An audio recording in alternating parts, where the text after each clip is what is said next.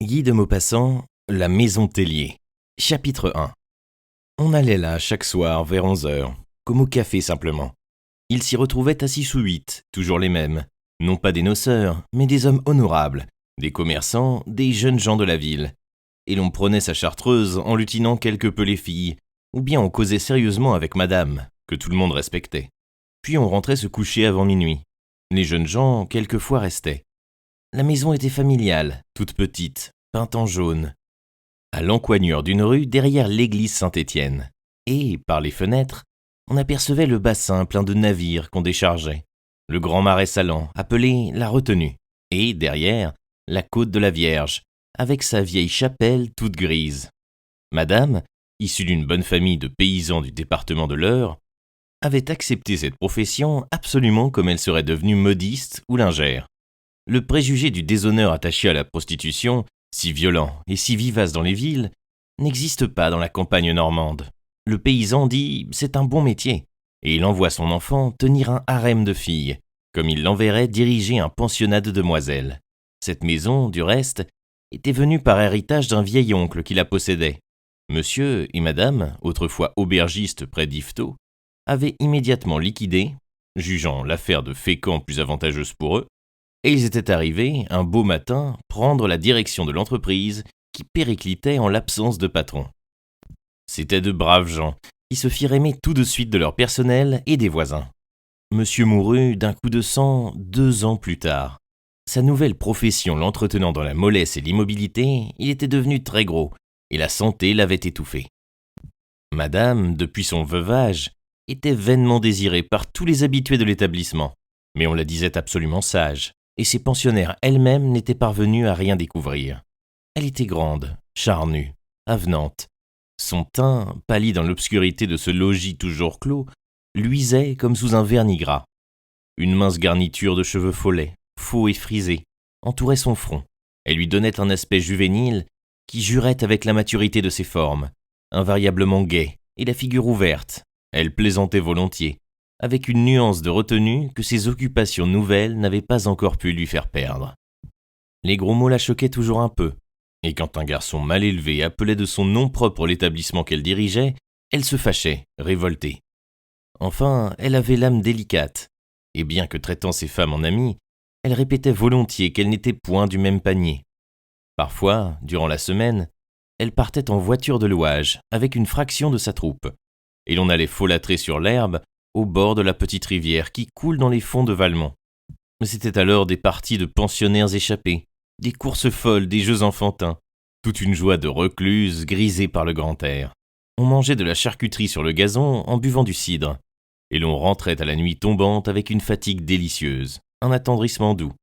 Et dans la voiture, on embrassait madame comme une mère très bonne, pleine de mansuétude et de complaisance. La maison avait 2 entrées. À l'encoignure, une sorte de café-borgne s'ouvrait, le soir, aux gens du peuple et aux matelots. 2 des personnes chargées du commerce spécial du lieu étaient particulièrement destinées aux besoins de cette partie de la clientèle. Elles servaient, avec l'aide du garçon, nommé Frédéric, un petit blond imberbe et fort comme un bœuf, les chopines de vin et les canettes sur les tables de marbre branlantes, et, les bras jetés au cou des buveurs, assises en travers de leurs jambes, elles poussaient à la consommation. Les 3 autres dames, elles n'étaient que 5, formaient une sorte d'aristocratie et demeuraient réservées à la compagnie du premier, à moins pourtant qu'on eût besoin d'elles en bas et que le premier fût vide.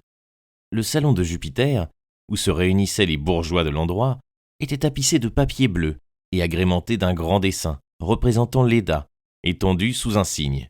On parvenait dans ce lieu au moyen d'un escalier tournant, terminé par une porte étroite, humble d'apparence, donnant sur la rue, et au-dessus de laquelle brillait toute la nuit, derrière un treillage, une petite lanterne, comme celle qu'on allume encore en certaines villes au pied des madones encastrées dans les murs. Le bâtiment, humide et vieux, sentait légèrement le moisi. Par moments, un souffle d'eau de Cologne passait dans les couloirs, ou bien une porte entr'ouverte en bas faisait éclater dans toute la demeure, comme une explosion de tonnerre, les cris populaciers des hommes attablés au rez-de-chaussée, et mettait sur la figure des messieurs du premier une moue inquiète et dégoûtée. Madame, familière avec les clients, ses amis, ne quittait point le salon, et s'intéressait aux rumeurs de la ville qui lui parvenaient par eux. Sa conversation grave faisait diversion aux propos sans suite des trois femmes. Elle était comme un repos dans le badinage polisson des particuliers ventrus, qui se livraient chaque soir à cette débauche honnête et médiocre de boire un verre de liqueur en compagnie de filles publiques. Les trois dames du premier s'appelaient Fernande, Raphaël et Rosa Larosse. Le personnel étant restreint, on avait tâché que chacune d'elles fût comme un échantillon, un résumé de type féminin, afin que tout consommateur pût trouver là, à peu près du moins, la réalisation de son idéal. Fernande représentait la belle blonde, très grande, presque obèse, molle, fille des champs, dont les taches de rousseur se refusaient à disparaître, et dont la chevelure filasse, écourtée, claire et sans couleur, pareille à du chanvre peigné, lui couvrait insuffisamment le crâne. Raphaël, une Marseillaise, roulure des ports de mer, jouait le rôle indispensable de la belle juive, maigre, avec des pommettes saillantes, plâtrées de rouge. Ses cheveux noirs, lustrés à la moelle de bœuf, formaient des crochets sur ses tempes. Ses yeux eussent paru beaux si le droit n'avait pas été marqué d'une taie. Son nez, arqué, tombait sur une mâchoire accentuée, où deux dents neuves, en haut, faisaient tache à côté de celle du bas, qui avait pris en vieillissant une teinte foncée comme les bois anciens. Rosa Larosse, une petite boule de chair tout en ventre, avec des jambes minuscules, chantait du matin au soir. D'une voix éraillée et des couplets alternativement grivois ou sentimentaux, racontait des histoires interminables et insignifiantes, ne cessait de parler que pour manger et de manger que pour parler, remuait toujours, souple comme un écureuil, malgré sa graisse et l'exiguïté de ses pattes. Et son rire, une cascade de cris aigus, éclatait sans cesse, de ci, de là, dans une chambre, au grenier, dans le café, partout, à propos de rien. Les deux femmes du rez-de-chaussée, Louise, surnommée Cocotte, et Flora, dite balançoire parce qu'elle boitait un peu, l'une toujours en liberté avec une ceinture tricolore, l'autre en espagnol de fantaisie, avec des sequins de cuivre qui dansaient dans ses cheveux carottes, à chacun de ses pas inégaux, qui avaient l'air de filles de cuisine habillées pour un carnaval. Pareil à toutes les femmes du peuple, ni plus laides ni plus belles, vraies servantes d'auberge, on les désignait dans le port sous le sobriquet des deux pompes. Une paix jalouse, mais rarement troublée, régnait entre ces 5 femmes, grâce à la sagesse conciliante de madame et à son intarissable bonne humeur. L'établissement, unique dans la petite ville, était assidûment fréquenté. Madame avait su lui donner une tenue si comme il faut. Elle se montrait si aimable, si prévenante envers tout le monde. Son bon cœur était si connu. Une sorte de considération l'entourait. Des habitués faisaient des frais pour elle, triomphaient quand elle leur témoignait une amitié plus marquée. Et lorsqu'ils se rencontraient dans le jour pour leurs affaires, ils se disaient « À ce soir, où vous savez, comme on se dit, au café, n'est-ce pas, après dîner ?» Enfin, la maison Tellier était une ressource, et rarement quelqu'un manquait au rendez-vous quotidien. Or, un soir, vers la fin du mois de mai, le premier arrivé, M. Poulain, marchand de bois et ancien maire, trouva la porte close. La petite lanterne, derrière son treillage, ne brillait point. Aucun bruit ne sortait du logis, qui semblait mort. Il frappa doucement d'abord, avec plus de force ensuite. Personne ne répondit. Alors, il remonta la rue à petits pas, et comme il arrivait sur la place du marché, il rencontra M. Duvert, l'armateur, qui se rendait au même endroit. Ils y retournèrent ensemble sans plus de succès. Mais un grand bruit éclata soudain tout près d'eux, et ayant tourné la maison, ils aperçurent un rassemblement de matelots anglais et français qui heurtaient à coups de poing les volets fermés du café. Les deux bourgeois aussitôt s'enfuirent, pour n'être pas compromis, mais un léger « psst » les arrêta. C'était M. Tourneveau, le saleur de poissons, qui, les ayant reconnus, les hélait. Ils lui dirent la chose, dont il fut d'autant plus affecté que lui, marié, père de famille et fort surveillé, ne venait là que le samedi. Securitatis causa, disait-on, faisant allusion à une mesure de police sanitaire dont le docteur Borde, son ami, lui avait révélé les périodiques retours. C'était justement son soir. Il allait se trouver ainsi privé pour toute la semaine. Les 3 hommes firent un grand crochet jusqu'au quai, trouvèrent en route le jeune monsieur Philippe, fils du banquier, un habitué, et monsieur Pimpès, le percepteur. Tous ensemble revinrent alors par la rue aux Juifs, pour essayer une dernière tentative, mais les matelots exaspérés faisaient le siège de la maison, jetaient des pierres, hurlaient, et les 5 clients du premier étage, rebroussant chemin le plus vite possible, se mirent à errer par les rues. Ils rencontrèrent encore M. Dupuis, l'agent d'assurance, puis M. Vasse, le juge au tribunal de commerce. Et une longue promenade commença, qui les conduisit à la jetée d'abord.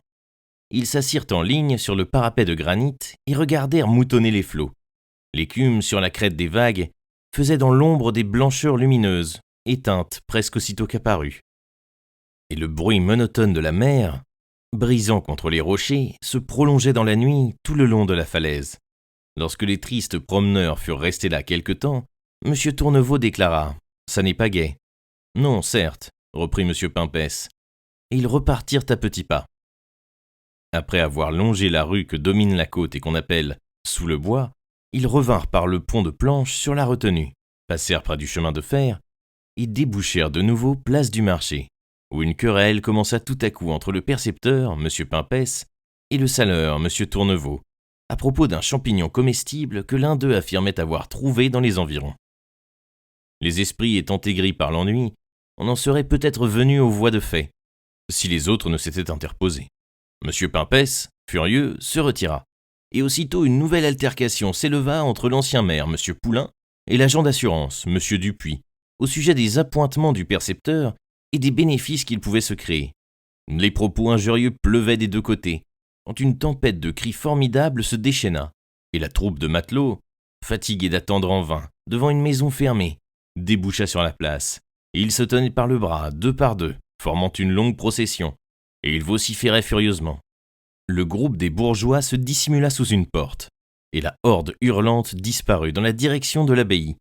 Longtemps encore on entendit la clameur diminuant comme un orage qui s'éloigne, et le silence se rétablit. M. Poulain et M. Dupuis, enragés l'un contre l'autre, partirent chacun de son côté sans se saluer. Les 4 autres se remirent en marche et redescendirent instinctivement vers l'établissement tellier. Il était toujours clos, muet, impénétrable. Un ivrogne, tranquille et obstiné, tapait des petits coups dans la devanture du café, puis s'arrêtait pour appeler à mi-voix le garçon Frédéric. Voyant qu'on ne lui répondait point, il prit le parti de s'asseoir sur la marche de la porte et d'attendre les événements. Les bourgeois allaient se retirer, quand la bande tumultueuse des hommes du port parut au bout de la rue. Les matelots français braillaient la Marseillaise, les Anglais le Rule Britannia. Il y eut un rouement général contre les murs, puis le flot de brutes reprit son cours vers le quai, où une bataille éclata entre les marins des 2 nations. Dans la rixe, un Anglais eut le bras cassé et un Français le nez fendu.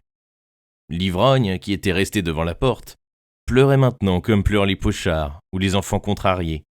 Les bourgeois, enfin, se dispersèrent. Peu à peu, le calme revint sur la cité troublée. De place en place, encore par instants, un bruit de voix s'élevait, puis s'éteignait dans le lointain. Seul, un homme errait toujours, M. Tourneveau, le saleur, désolé d'attendre au prochain samedi. Et il espérait on ne sait quel hasard, ne comprenant pas, s'exaspérant que la police laissa fermer ainsi un établissement d'utilité publique qu'elle surveille et tient sous sa garde. Il y retourna, flairant les murs, cherchant la raison, et il s'aperçut que sur l'auvent, une pancarte était collée. Il alluma bien vite une allumette bougie, et lut ces mots tracés d'une grande écriture inégale. Fermé pour cause de première communion. Alors, il s'éloigna, comprenant bien que c'était fini. L'ivrogne maintenant dormait, étendu de tout son long, en travers de la porte inhospitalière. Et le lendemain, tous les habitués, l'un après l'autre, trouvèrent moyen de passer dans la rue avec des papiers sous le bras, pour se donner une contenance, et d'un coup d'œil furtif, chacun lisait l'avertissement mystérieux. Fermé pour cause de première communion. Chapitre 2. C'est que madame avait un frère établi menuisier en leur pays natal, Virville, dans l'Eure. Du temps que madame était encore aubergiste à Yvetot, elle avait tenu sur les fonds baptismaux la fille de ce frère, qu'elle nomma Constance Rivet. Étant elle-même une Rivet par son père, le menuisier, qui savait sa sœur en bonne position, ne la perdait pas de vue, bien qu'ils ne se rencontrassent pas souvent, retenus tous les 2 par leurs occupations, et habitant du reste loin l'un de l'autre. Mais comme la fillette allait avoir 12 ans, et faisait, cette année-là, sa première communion, il saisit cette occasion d'un rapprochement, et il écrivit à sa sœur qu'il comptait sur elle pour la cérémonie. Les vieux parents étaient morts. elle ne pouvait refuser à sa filleule. Elle accepta. Son frère, qui s'appelait Joseph, espérait qu'à force de prévenance, il arriverait peut-être à obtenir qu'on fît un testament en faveur de la petite, madame étant sans enfant. La profession de sa sœur ne gênait nullement ses scrupules, et, du reste, personne dans le pays ne savait rien. On disait seulement en parlant d'elle, Madame Tellier est une bourgeoise de Fécamp, ce qui laissait supposer qu'elle pouvait vivre de ses rentes. De Fécamp à Virville, on comptait au moins 20 lieues, et 20 lieues de terre pour des paysans sont plus difficiles à franchir que l'océan pour un civilisé. Les gens de Virville n'avaient jamais dépassé Rouen. Rien n'attirait ceux de Fécamp dans un petit village de 500 feux, perdu au milieu des plaines et faisant partie d'un autre département. Enfin, on ne savait rien. Mais l'époque de la communion approchant, madame éprouva un grand embarras. Elle n'avait point de sous-maîtresse et ne se souciait nullement de laisser sa maison, même pendant un jour. Toutes les rivalités entre les dames d'en haut et celles d'en bas éclateraient infailliblement. Puis Frédéric se griserait sans doute, et quand il était gris, il assommait les gens pour un oui ou pour un non. Enfin, elle se décida à emmener tout son monde, sauf le garçon, à qui elle donna sa liberté jusqu'au surlendemain. Le frère consulté ne fit aucune opposition, et se chargea de loger la compagnie entière pour une nuit. Donc, le samedi matin, le train express de 8 heures emportait madame et ses compagnes dans un wagon de seconde classe. Jusqu'à Beuzeville, elles furent seules et jacassèrent comme des pies. Mais à cette gare, un couple monta. L'homme, vieux paysan, vêtu d'une blouse bleue, avec un col plissé, des manches larges, serrées au poignet, et orné d'une petite broderie blanche, couvert d'un antique chapeau de forme haute, dont le poil roussi semblait hérissé, tenait d'une main un immense parapluie vert, et de l'autre, un vaste panier qui laissait passer les têtes effarées de 3 canards. La femme, raide dans sa toilette rustique, avait une physionomie de poule, avec un nez pointu comme un bec. Elle s'assit en face de son homme et demeura sans bouger, saisie de se trouver au milieu d'une aussi belle société. Et c'était, en effet, dans le wagon un éblouissement de couleurs éclatantes. Madame, tout en bleu, en soie bleue des pieds à la tête, portait là-dessus un châle de faux cachemire français, rouge, aveuglant, fulgurant. Fernande soufflait dans une robe écossaise dont le corsage, lacé à toute force par ses compagnes, soulevait sa croulante poitrine en un double dôme, toujours agité, qui semblait liquide sous l'étoffe. Raphaël, avec une coiffure emplumée simulant un nid plein d'oiseaux, portait une toilette lilas, pailletée d'or, quelque chose d'oriental qui seyait à sa physionomie de juive. Rosa Larosse, en jupe rose, à large volant, avait l'air d'une enfant trop grasse, d'une naine obèse, et les 2 pompes semblaient s'être taillées des accoutrements étranges au milieu de vieux rideaux de fenêtres, ces vieux rideaux à ramages datant de la Restauration. Sitôt qu'elles ne furent plus seules, dans le compartiment, ces dames prirent une contenance grave, et se mirent à parler de choses relevées, pour donner une bonne opinion d'elles.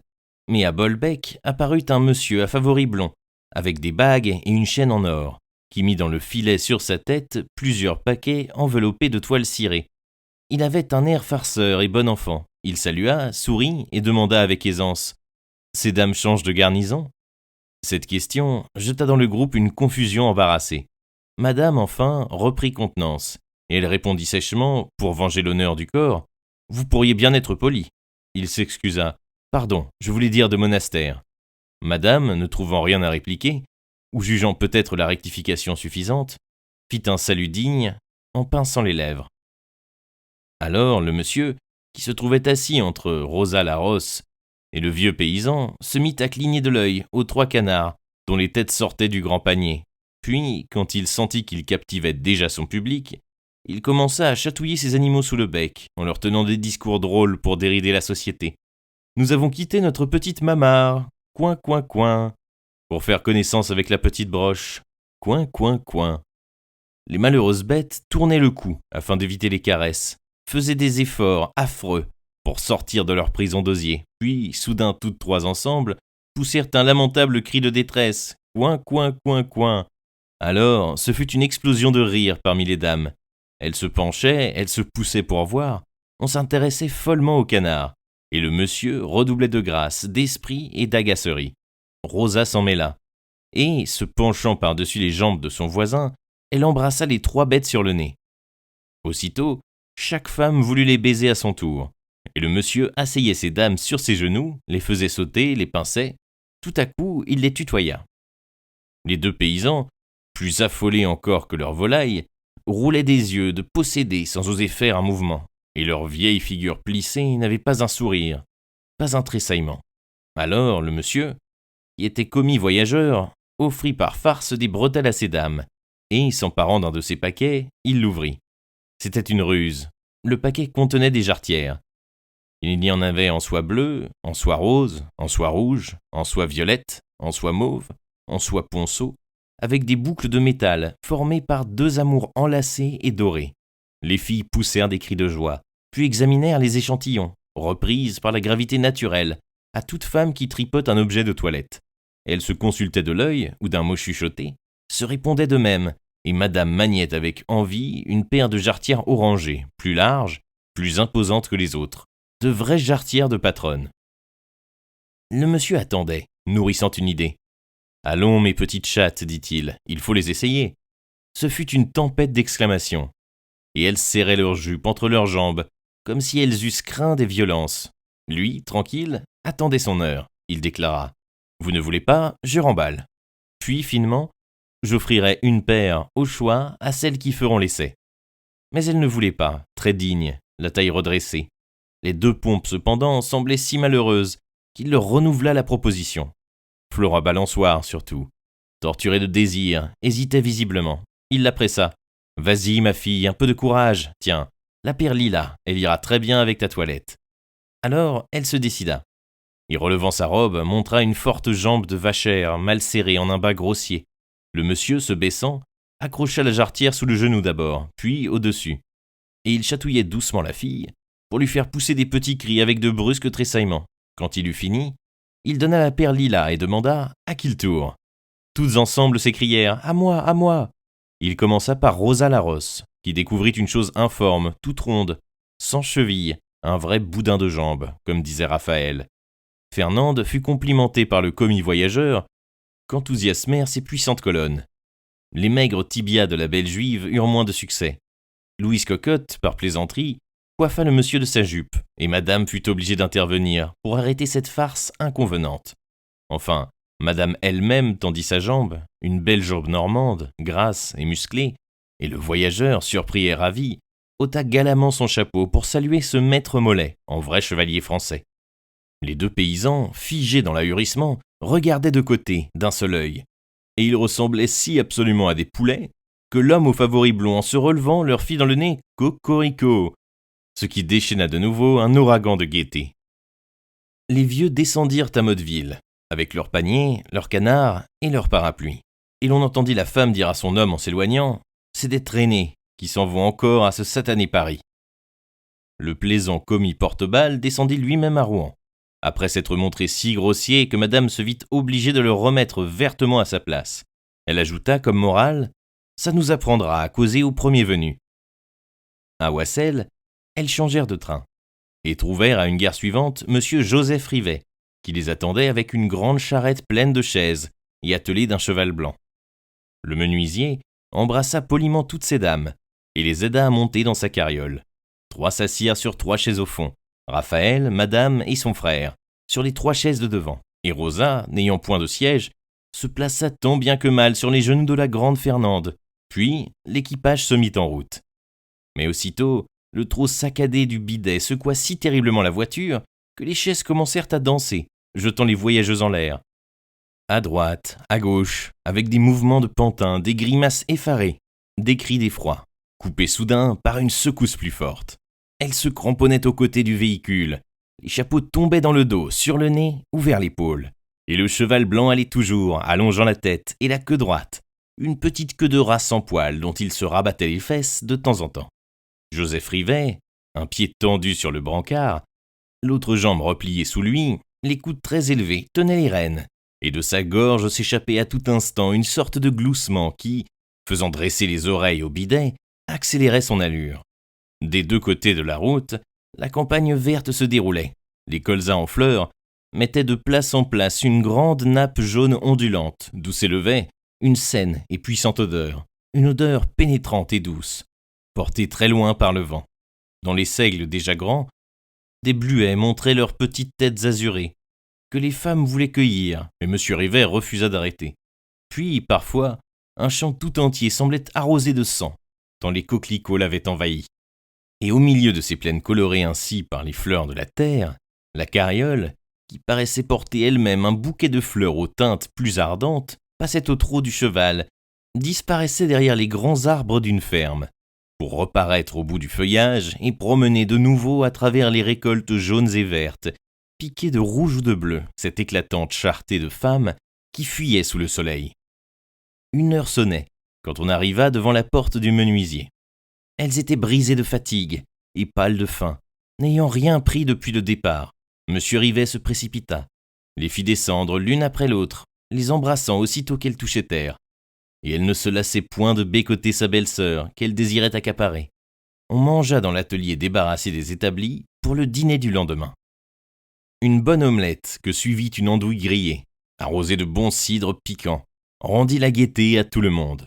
Rivet, pour trinquer, avait pris un verre, et sa femme servait, faisait la cuisine, apportait les plats, les enlevait, murmurant à l'oreille de chacune « En avez-vous à votre désir ?» Des tas de planches dressées contre les murs et des empilements de copeaux balayés dans les coins rendaient un parfum de bois varlopé, une odeur de menuiserie, ce souffle résineux qui pénètre au fond des poumons. On réclama la petite, mais elle était à l'église, ne devant rentrer que le soir. La compagnie alors sortit pour faire un tour dans le pays. C'était un tout petit village que traversait une grande route. Une dizaine de maisons rangées le long de cette voie unique abritaient les commerçants de l'endroit, le boucher, l'épicier, le menuisier, le cafetier, le savetier et le boulanger. L'église, au bout de cette sorte de rue, était entourée d'un étroit cimetière, et 4 tilleuls démesurés, plantés devant son portail, l'ombrageaient tout entière. Elle était bâtie en silex taillé, sans style aucun, et coiffée d'un clocher d'ardoise. Après elle, la campagne recommençait, coupée çà et là, de bouquets d'arbres cachant les fermes.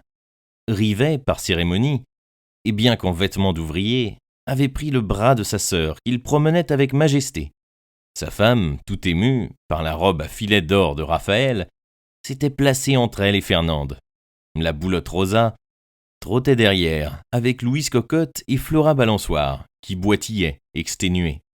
Les habitants venaient aux portes, les enfants arrêtaient leur jeu, un rideau soulevé laissait entrevoir une tête coiffée d'un bonnet d'indienne, une vieille à béquilles et presque aveugle se signa comme devant une procession, et chacun suivait longtemps du regard toutes les belles dames de la ville qui étaient venues de si loin pour la première communion de la petite à Joseph Rivet.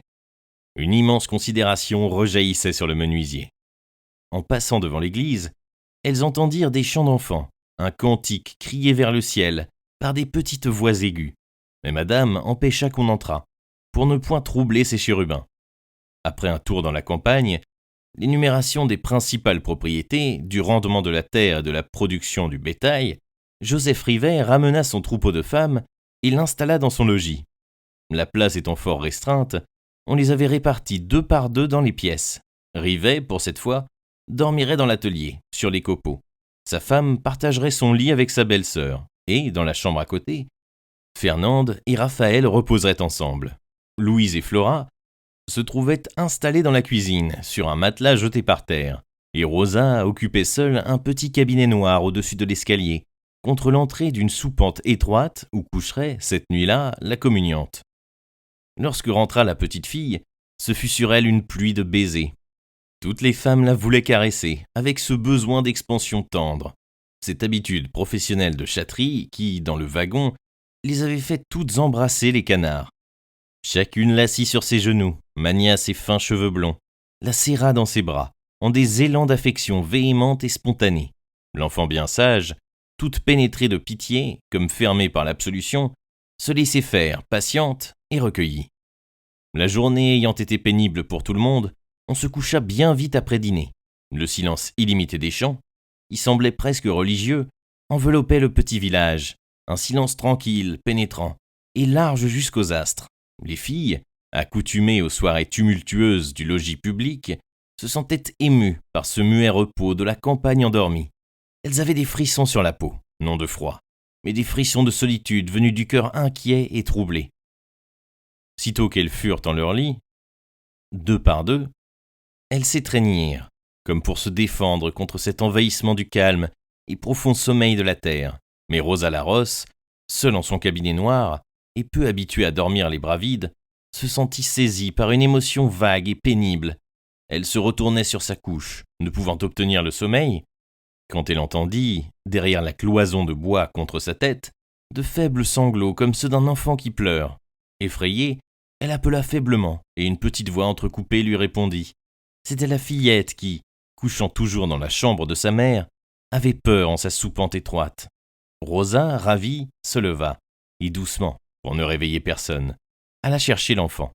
Elle l'amena dans son lit bien chaud, la pressa contre sa poitrine en l'embrassant, la dorlota, l'enveloppa de sa tendresse, aux manifestations exagérées, puis, calmée elle-même, s'endormit.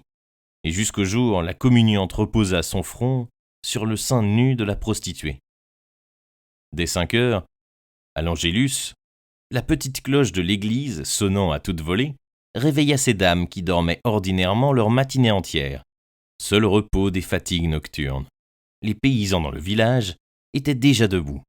Les femmes du pays allaient affairer de porte en porte, causant vivement, apportant avec précaution de courtes robes de mousseline empesées, comme du carton, ou des cierges démesurés, avec un nœud de soie frangé d'or au milieu, et des découpures de cire indiquant la place de la main. Le soleil déjà haut rayonnait dans un ciel tout bleu, qui gardait vers l'horizon une teinte un peu rosée, comme une trace affaiblie de l'aurore. Des familles de poules se promenaient devant leur maison, et de place en place, un coq noir au cou luisant levait sa tête coiffée de pourpre, battait des ailes et jetait au vent son chant de cuivre que répétaient les autres coqs. Des carrioles arrivaient des communes voisines, déchargeant au seuil des portes les hautes normandes en robes sombres, aux fichus croisés sur la poitrine et retenus par un bijou d'argent séculaire. Les hommes avaient passé la blouse, bleue, sur la redingote neuve, ou sur le vieil habit de drap vert, dont les deux basques passaient. Quand les chevaux furent à l'écurie, il y eut ainsi tout le long de la grande route une double ligne de guimbardes rustiques, charrettes, cabriolets, tilburys, char-à-bancs, voitures de toutes formes et de tout âge penchées sur le nez, ou bien culs par terre, et les brancards au ciel. La maison du menuisier était pleine d'une activité de ruche. Ces dames, en caraco et en jupon, les cheveux répandus sur le dos, des cheveux maigres et courts, qu'on aurait dit ternis et rongés par l'usage, s'occupaient à habiller l'enfant. La petite, debout sur une table, ne remuait pas, tandis que madame Tellier dirigeait les mouvements de son bataillon volant. On la débarbouilla, on la peigna, on la coiffa, on la vêtit, et, à l'aide d'une multitude d'épingles, on disposa les plis de la robe, on pinça la taille trop large, on organisa l'élégance de la toilette, puis, quand ce fut terminé, on fit asseoir la patiente en lui recommandant de ne plus bouger, et la troupe agitée des femmes courut se parer à son tour. La petite église recommençait à sonner. Son tintement frêle de cloche, pauvre, montait se perdre à travers le ciel, comme une voix trop faible, vite noyée dans l'immensité bleue. Les communiants sortaient des portes, allaient vers le bâtiment communal, qui contenait les 2 écoles et la mairie, et situé tout au bout du pays, tandis que la maison de Dieu occupait l'autre bout. Les parents, en tenue de fête, avec une physionomie gauche, et ces mouvements inhabiles des corps toujours courbés sur le travail, suivaient leur mioche. Les petites filles disparaissaient dans un nuage de tulle neigeux, semblable à de la crème fouettée, tandis que les petits hommes, pareils à des embryons de garçons de café, la tête encollée de pommade, marchaient les jambes écartées pour ne point tacher leurs culottes noires. C'était une gloire pour une famille quand un grand nombre de parents venus de loin entouraient l'enfant. Aussi le triomphe du menuisier fut-il complet. Le régiment Tellier, patronne en tête, suivait Constance, et le père, donnant le bras à sa sœur, la mère marchant à côté de Raphaël, Fernand avec Rosa, et les 2 pompes ensemble, la troupe se déployait majestueusement comme un état-major en grand uniforme. L'effet dans le village fut foudroyant. À l'école, les filles se rangèrent sous la cornette de la bonne sœur, les garçons sous le chapeau de l'instituteur, un bel homme qui représentait, et l'on partit en attaquant un cantique. Les enfants mâles, en tête, allongeaient leurs 2 files, entre les 2 rangs de voitures dételées. Les filles suivaient dans le même ordre, et tous les habitants, ayant cédé le pas aux dames de la ville par considération, elles arrivaient immédiatement après les petites, prolongeant encore la double ligne de la procession. 3 à gauche et 3 à droite, avec leurs toilettes éclatantes comme un bouquet de feux d'artifice. Leur entrée dans l'église affola la population. On se pressait, on se retournait, on se poussait pour les voir, et les dévotes parlaient presque tout haut, stupéfaites par le spectacle de ces dames, plus chamarrées que les chasubles des chantres. Le maire offrit son banc. Le premier banc à droite auprès du chœur, et Madame Tellier y prit place avec sa belle-sœur, Fernande et Raphaël. Rosa Larosse et les 2 pompes occupèrent le second banc, en compagnie du menuisier. Le chœur de l'église était plein d'enfants à genoux, filles d'un côté, garçons de l'autre, et les longs cierges qu'ils tenaient en main semblaient des lances inclinées en tous sens. Devant le lutrin, 3 hommes debout chantaient d'une voix pleine. Ils prolongeaient indéfiniment les syllabes du latin sonore, éternisant les amens avec des « a » indéfinis, que le serpent soutenait de sa note monotone, poussée sans fin, mugie par l'instrument de cuivre à large gueule. La voix pointue d'un enfant donnait la réplique, et, de temps en temps, un prêtre assis dans une stalle et coiffé d'une barrette carrée se levait, bredouillant quelque chose, et s'asseyait de nouveau. Tandis que les 3 chantres repartaient, l'œil fixé sur le gros livre de plein chant, ouvert devant eux et porté par les ailes déployées d'un aigle de bois monté sur pivot. Puis un silence se fit. Toute l'assistance, d'un seul mouvement, se mit à genoux, et l'officiant parut, vieux, vénérable, avec des cheveux blancs, incliné sur le calice qu'il portait de sa main gauche. Devant lui marchaient les 2 servants en robe rouge, et derrière apparut une foule de chantres à gros souliers, qui s'alignèrent des 2 côtés du chœur. Une petite clochette tinta au milieu du grand silence. L'office divin commençait. Le prêtre circulait lentement devant le tabernacle d'or, faisait des génuflexions, psalmodiait de sa voix cassée, chevrotante de vieillesse, des prières préparatoires. Aussitôt qu'il s'était tu, tous les chantres et le serpent éclataient d'un seul coup, et des hommes aussi chantaient dans l'église, d'une voix moins forte, plus humble, comme doivent chanter les assistants. Soudain, le Kyrie eleison jaillit vers le ciel, poussé par toutes les poitrines et tous les cœurs. Des grains de poussière et des fragments de bois vermoulu tombèrent même de la voûte ancienne, secoués par cette explosion de cris. Le soleil qui frappait sur les ardoises du toit faisait une fournaise de la petite église et une grande émotion, une attente anxieuse, les approches de l'ineffable mystère, étreignaient le cœur des enfants, serraient la gorge de leur mère. Le prêtre, qui s'était assis quelque temps, remonta vers l'autel et, tête nue, couvert de ses cheveux d'argent, avec des gestes tremblants, il approchait de l'acte surnaturel. Il se tourna vers les fidèles et, les mains tendues vers eux, prononça « Orate, fratres, priez, mes frères ». Ils priaient tous. Le vieux curé balbutiait maintenant tout bas des paroles mystérieuses et suprêmes. La clochette tintait coup sur coup. La foule prosternée appelait Dieu. Les enfants défaillaient d'une anxiété démesurée. C'est alors que Rosa, le front dans ses mains, se rappela tout à coup sa mère, l'église de son village, sa première communion. Elle se crut revenue à ce jour-là, quand elle était si petite, toute noyée en sa robe blanche, et elle se mit à pleurer. Elle pleura doucement d'abord. Les larmes lentes sortaient de ses paupières, puis, avec ses souvenirs, son émotion grandit et, le cou gonflé, la poitrine battante, elle sanglota. Elle avait tiré son mouchoir, s'essuyait les yeux et se tamponnait le nez et la bouche pour ne point crier. Ce fut en vain. Une espèce de râle sortit de sa gorge, et 2 autres soupirs profonds, déchirants, lui répondirent, car ses 2 voisines, abattues près d'elle, Louise et Flora, étreintes des mêmes souvenances lointaines, gémissaient aussi, avec des torrents de larmes.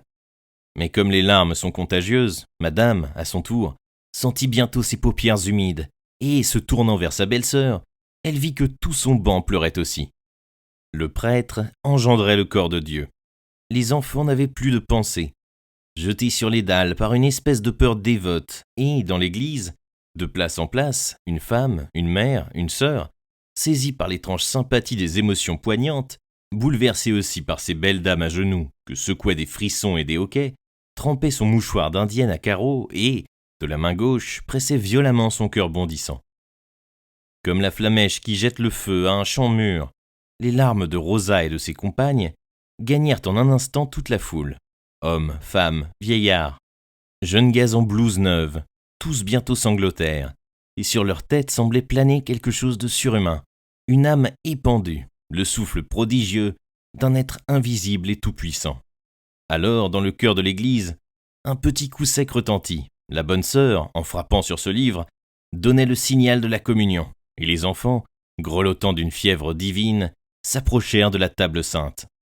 Toute une file s'agenouillait. Le vieux curé, tenant en main le ciboire d'argent doré, passait devant eux, leur offrant, entre deux doigts, l'hostie sacrée, le corps du Christ, la rédemption du monde. Et ils ouvraient la bouche avec des spasmes, des grimaces nerveuses, les yeux fermés, la face toute pâle, et la longue nappe étendue sous leur menton frémissait comme de l'eau qui coule.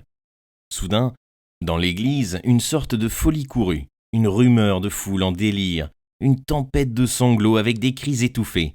Cela passa comme ces coups de vent qui courbent les forêts, et le prêtre restait debout, immobile, une hostie à la main, paralysé par l'émotion, se disant « C'est Dieu. C'est Dieu qui est parmi nous, qui manifeste sa présence, qui descend à ma voix sur son peuple agenouillé. » Et il balbutiait des prières affolées, sans trouver les mots, des prières de l'âme, dans un élan furieux vers le ciel. Il acheva de donner la communion avec une telle surexcitation de foi que ses jambes défaillaient sous lui. Et quand lui-même eut bu le sang de son Seigneur, il s'abîma dans un acte de remerciement éperdu. Derrière lui, le peuple peu à peu se calmait. Les chantres, relevés dans la dignité du surplis blanc, repartaient d'une voix moins sûre, encore mouillée. Et le serpent aussi semblait enroué comme si l'instrument lui-même eût pleuré. Alors le prêtre, levant les mains, leur fit signe de se taire. En passant entre les deux haies de communion perdues, en des extases de bonheur, il s'approcha jusqu'à la grille du chœur. L'assemblée s'était assise au milieu d'un bruit de chaises, et tout le monde à présent se mouchait avec force. Dès qu'on aperçut le curé, on fit silence, et il commença à parler d'un ton très bas, hésitant, voilé. « Mes chers frères, mes chères sœurs, mes enfants, je vous remercie du fond du cœur. Vous venez de me donner la plus grande joie de ma vie. J'ai senti Dieu qui descendait sur nous à mon appel. Il est venu, il était là, présent, qui emplissait vos âmes, faisait déborder vos yeux. Je suis le plus vieux prêtre du diocèse. J'en suis aussi, aujourd'hui, le plus heureux. Un miracle s'est fait parmi nous, un vrai, un grand, un sublime miracle. Pendant que Jésus-Christ pénétrait pour la première fois dans le corps de ses petits, le Saint-Esprit, l'oiseau céleste, le souffle de Dieu, s'est abattu sur vous, s'est emparé de vous, vous a saisi, courbé comme des roseaux sous la brise. Puis, d'une voix plus claire, se tournant vers les deux bancs où se trouvaient les invités du menuisier, « Merci surtout à vous, mes chères sœurs, qui êtes venues de si loin, et dont la présence parmi nous, dont la foi visible, dont la piété si vive, ont été pour tous un salutaire exemple. Vous êtes l'édification de ma paroisse. Votre émotion a échauffé les cœurs. Sans vous, peut-être, ce grand jour n'aurait pas eu ce caractère vraiment divin. Il suffit parfois d'une seule brebis d'élite pour décider le Seigneur à descendre sur le troupeau. » La voix lui manquait. Il ajouta « C'est la grâce que je vous souhaite. Ainsi soit-il. » Et il remonta vers l'autel pour terminer l'office. Maintenant, on avait hâte de partir. Les enfants eux-mêmes s'agitaient, las d'une si longue tension de l'esprit. Ils avaient faim d'ailleurs, et les parents peu à peu s'en allaient sans attendre le dernier évangile, pour terminer les apprêts du repas. Ce fut une cohue à la sortie, une cohue bruyante, un charivari de voix criardes où chantait l'accent normand. La population formait deux haies, et lorsque parurent les enfants, chaque famille se précipita sur le sien. Constance se trouva saisie, entourée, embarrassée par toute la maisonnée de femmes. Rosa surtout ne se lassait pas de l'étreindre. Enfin, elle lui prit une main, Madame Tellier s'empara de l'autre. Raphaël et Fernande relevèrent sa longue jupe de mousseline pour qu'elle ne traînât point dans la poussière. Louise et Flora fermaient la marche avec Madame Rivet, et l'enfant, recueillie, toute pénétrée par le Dieu qu'elle portait en elle, se mit en route, au milieu de cette escorte d'honneur. Le festin était servi dans l'atelier, sur de longues planches portées par des traverses. La porte ouverte, donnant sur la rue, laissait entrer toute la joie du village. On se régalait partout. Par chaque fenêtre, on apercevait des tablés du monde endimanché, et des cris sortaient des maisons en goguettes. Les paysans, en bras de chemise, buvaient du cidre pur à plein verre. Et au milieu de chaque compagnie, on apercevait deux enfants, ici deux filles, là deux garçons, dînant dans l'une des deux familles. Quelquefois, Sous la lourde chaleur de midi, un char-à-banc traversait le pays, au trot sautillant d'un vieux bidet. Et l'homme en blouse qui conduisait jetait un regard d'envie sur toute cette ripaille étalée. Dans la demeure du menuisier, la gaieté gardait un certain air de réserve, un reste de l'émotion du matin. Rivet seul était en train et buvait outre mesure. Madame Tellier regardait l'heure à tout moment, car pour ne point chômer, 2 jours de suite, on devait reprendre le train de 3h55, qui les mettrait à Fécamp vers le soir. Le menuisier faisait tous ses efforts pour détourner l'attention et garder son monde jusqu'au lendemain. Mais madame ne se laissait point distraire, et elle ne plaisantait jamais quand il s'agissait des affaires. Aussitôt que le café fut pris, elle ordonna à ses pensionnaires de se préparer bien vite, puis, se tournant vers son frère, « Toi, tu vas atteler tout de suite », et elle-même alla terminer ses derniers préparatifs. Quand elle redescendit, sa belle-sœur l'attendait pour lui parler de la petite, et une longue conversation eut lieu, où rien ne fut résolu. La paysanne finassait, faussement attendrie, et madame Tellier, qui tenait l'enfant sur ses genoux, ne s'engageait à rien, promettait vaguement. On s'occuperait d'elle, on avait du temps, on se reverrait d'ailleurs. Cependant, la voiture n'arrivait point, et les femmes ne descendaient pas. On entendait même en haut de grands rires, des bousculades, des poussées de cris, des battements de mains. Alors, tandis que l'épouse du menuisier se rendait à l'écurie pour voir si l'équipage était prêt, madame, à la fin, monta. Rivet, très pochard et à moitié dévêtu, essayait, mais enfin, de violenter Rosa qui défaillait de rire. Les 2 pompes le retenaient par les bras et tentaient de le calmer, choqués de cette scène après la cérémonie du matin. Mais Raphaël et Fernande l'excitaient, tordus de gaieté, se tenant les côtes, et elle jetait des cris aigus à chacun des efforts inutiles de l'ivrogne. L'homme furieux, la face rouge, tout débraillé, secouant des efforts violents les 2 femmes cramponnées à lui, tirait de toutes ses forces sur la jupe de Rosa en bredouillant « Salope, tu ne veux pas ?» Mais madame, indignée, s'élança, saisit son frère par les épaules et le jeta dehors si violemment qu'il alla frapper contre le mur. 1 minute plus tard, on l'entendait dans la cour qui se pompait de l'eau sur la tête, et quand il repartit dans sa carriole, il était déjà tout apaisé. On se remit en route comme la veille, et le petit cheval blanc repartit de son allure vive et dansante. Sous le soleil ardent, la joie assoupie pendant le repas se dégageait. Les filles s'amusaient maintenant. Des cahots de la guimbarde poussaient même les chaises des voisines, éclataient de rire à tout instant, mises en train d'ailleurs par les vaines tentatives de Rivet.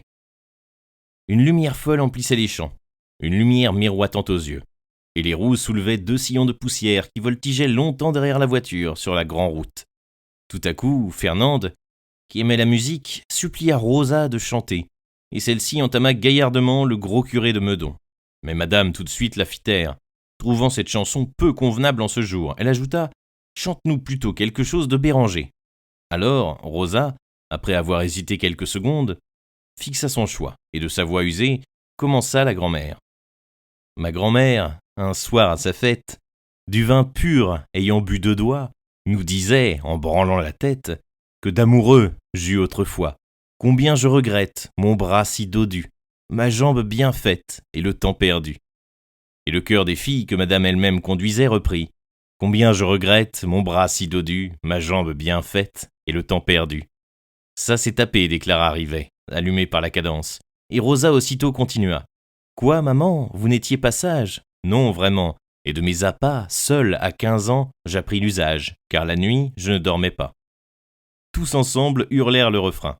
Rivet tapait du pied sur son brancard, battait la mesure, avec les rênes sur le dos du bidet blanc, qui, comme s'il eût été lui-même enlevé par l'entrain du rythme, prit le galop, un galop de tempête, précipitant ces dames en tas, les unes sur les autres dans le fond de la voiture. Elles se relevèrent en riant comme des folles, et la chanson continua.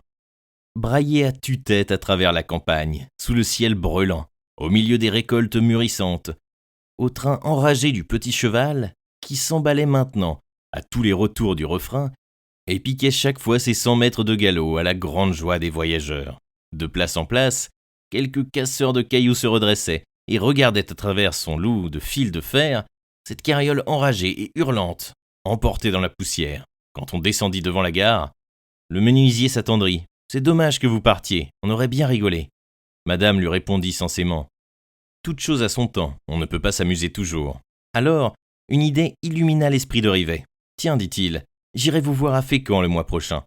et il regarda Rosa d'un air rusé, avec un œil brillant et polisson. « Allons, conclut madame, il faut être sage, tu viendras si tu veux, mais tu ne feras point de bêtises. » Il ne répondit pas, et comme on entendait siffler le train, il se mit immédiatement à embrasser tout le monde.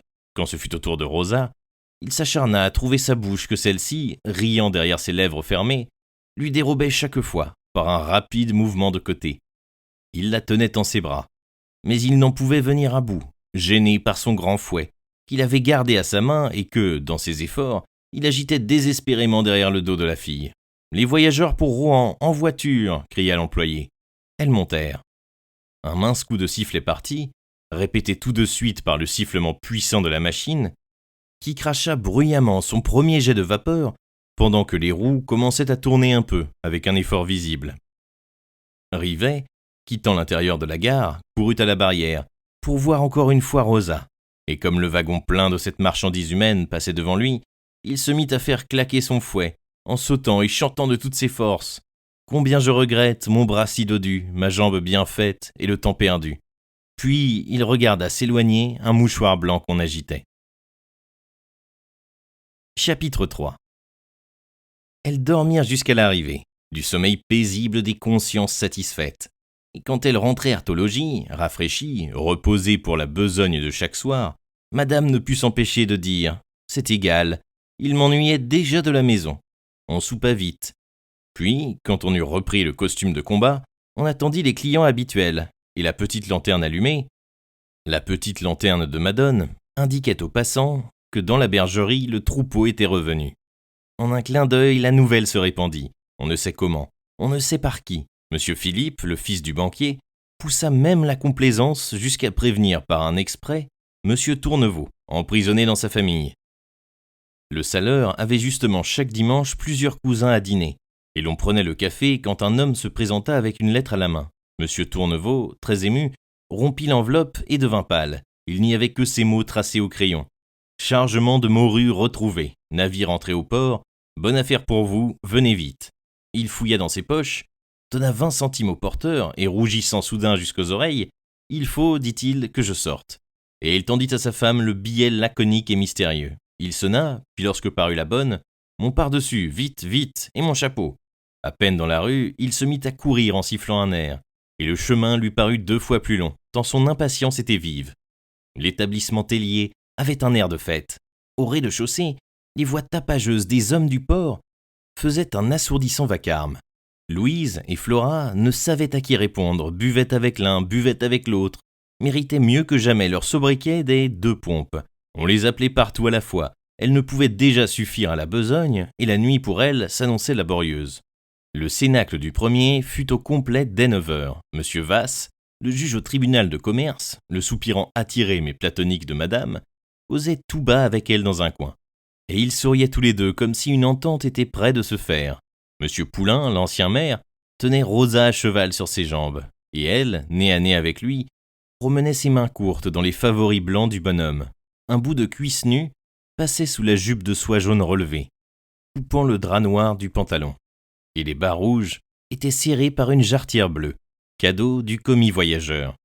La grande Fernande, étendue sur le sofa, avait les 2 pieds sur le ventre de Monsieur Pimpès, le percepteur, et le torse sur le gilet du jeune Monsieur Philippe, dont elle accrochait le cou de sa main droite, tandis que de la gauche, elle tenait une cigarette.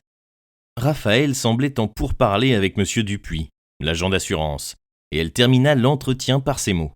« Oui, mon chéri, ce soir, je veux bien. » Puis, faisant seule un tour de valse rapide à travers le salon, « Ce soir, tout ce qu'on voudra, » cria-t-elle.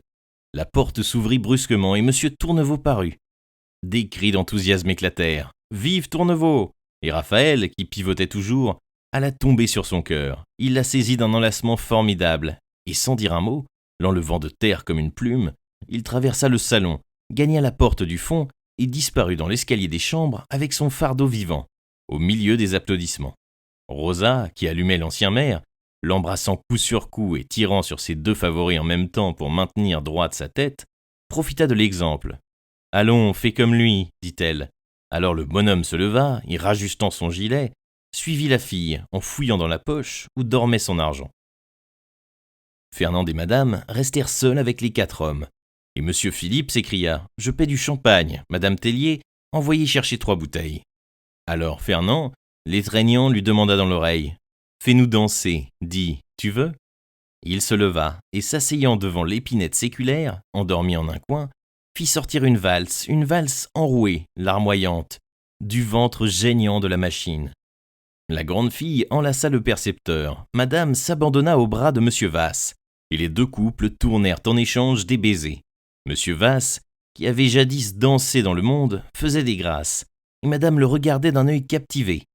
De cet œil qui répond oui, un oui plus discret et plus délicieux qu'une parole. Frédéric apporta le champagne, le premier bouchon partit, et monsieur Philippe exécuta l'invitation d'un quadrille. Les 4 danseurs le marchèrent à la façon mondaine, convenablement, dignement, avec des manières, des inclinations et des saluts. Après quoi l'on se mit à boire. Alors, monsieur Tourneveau reparut, satisfait, soulagé, radieux. Il s'écria « Je ne sais pas ce qu'a Raphaël, mais elle est parfaite ce soir. » Puis, comme on lui tendait un verre, il le vida d'un trait en murmurant « Bigre, rien que ça de luxe !» Sur le champ, monsieur Philippe entama une polka vive, et monsieur Tournedos s'élança avec la belle juive qu'il tenait en l'air, sans laisser ses pieds toucher terre. Monsieur Pimpès et monsieur Vasse étaient repartis d'un nouvel élan. De temps en temps, un des couples s'arrêtait près de la cheminée pour lamper une flûte de vin mousseux. Et cette danse menaçait de s'éterniser, quand Rosa entr'ouvrit la porte avec un bougeoir à la main. Elle était en cheveux, en savate, en chemise, toute animée, toute rouge. « Je veux danser !» cria-t-elle. Raphaël demanda « Et ton vieux ?» Rosa s'esclaffa. « Lui ? Il dort déjà, il dort tout de suite. » Elle saisit monsieur Dupuis, resté sans emploi sur le divan, et la polka recommença. Mais les bouteilles étaient vides. « J'en paie une !» déclara monsieur Tourneveau. « Moi aussi !» annonça monsieur Vasse. « Moi de même !» conclut monsieur Dupuis. Alors, tout le monde applaudit. Cela s'organisait, devenait un vrai bal. De temps en temps même, Louise et Flora montaient bien vite, faisaient rapidement un tour de valse, pendant que leurs clients en bas s'impatientaient. Puis elles retournaient en courant à leur café, avec le cœur gonflé de regrets. À minuit, on dansait encore. Parfois, une des filles disparaissait, et quand on la cherchait pour faire un vis-à-vis, on s'apercevait tout à coup qu'un des hommes manquait aussi. « D'où venez-vous donc ?» demanda plaisamment monsieur Philippe, juste au moment où monsieur Pimpès rentrait avec Fernande. « De voir dormir monsieur Poulain » répondit le percepteur. Le mot eut un succès énorme, et tous, à tour de rôle, montaient voir dormir monsieur Poulain avec l'une ou l'autre des demoiselles, qui se montrèrent, cette nuit-là, d'une complaisance inconcevable. Madame fermait les yeux, et elle avait dans les coins de longs apartés avec monsieur Vasse, comme pour régler les derniers détails d'une affaire entendue déjà. Enfin, à 1 heure, les 2 hommes mariés, monsieur Tourneveau et monsieur Pimpès, déclarèrent qu'ils se retiraient et voulurent régler leur compte. On ne compta que le champagne, et encore, à 6 francs la bouteille au lieu de 10 francs. Prix ordinaire. Et comme ils s'étonnaient de cette générosité, madame, radieuse, leur répondit « Ça n'est pas tous les jours la fête. »